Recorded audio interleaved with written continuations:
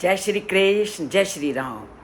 राजा दशरथ ने जब अश्वमेध यज्ञ का निश्चय किया और मंत्रियों ने जिस तरह से उनको राय दी, राजा ने पूरी तरह से जब पालन करने का निश्चय कर लिया, तो उस समय उनके सबसे श्रेष्ठ मंत्री सुमंत्र ने उनको क्या कहा। उन्होंने कहा कि तुमने जो ये अश्वमेध यज्ञ करने का निश्चय किया है, ये पूरा का पूरा वर्णन जो पूरी तरह से ऋषियों के द्वारा तुम्हें बताया गया है, ये पूरा वर्णन पहले भी मेरे द्वारा सुना गया है और आप उस प्रसंग को जानिए, सुनिए। तभी वो राजा को एकांत में लेकर के गए और क्या कहते हैं आज, ऋत्विक भीर उपदिष्टो अयम पुरा वृतो मया श्रुतः सनत कुमारो भगवान पूर्वम कथितवान कथाम।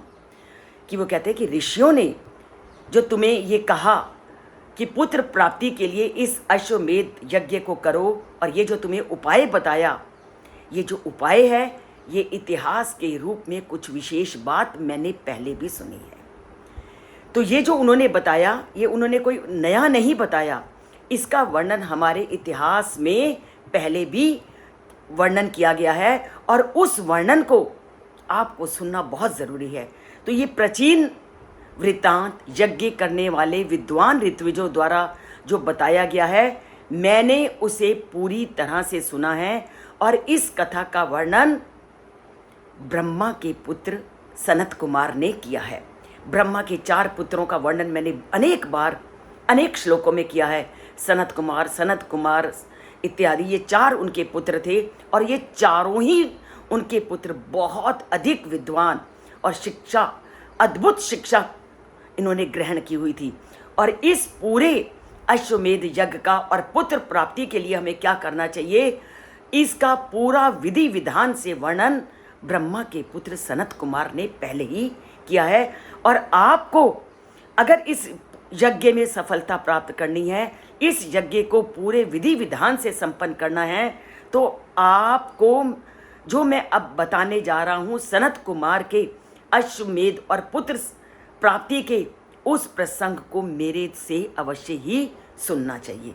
अब सुमंत उनको क्या प्रसंग सुनाते हैं, वो सनत कुमार ने क्या इस पुत्र प्राप्ति के लिए बताया, उसको हम जानेंगे कल के श्लोक में। और तभी जब आप चैनल से जुड़ोगे, रोज रामायण की कथा के 3 मिनट के इस प्रसंग को सुन करके अपने जीवन को सार्थक बनाओगे। बोलते हैं जय श्री कृष्ण, जय श्री राम, और राम से अपना नाता जोड़ते हैं, जीवन को राममय आनंदमय बनाते हैं। आनंद ही जीवन का सार है और वो आनंद मिलता है राम नाम के जाप से। राम नाम का जाप आपको सारे दुखों से पार उतारेगा। तो जुड़िए चैनल से और राम नाम को लिखते जाइए, बोलते जाइए और सुबह सवेरे राम राम कहते जाइए।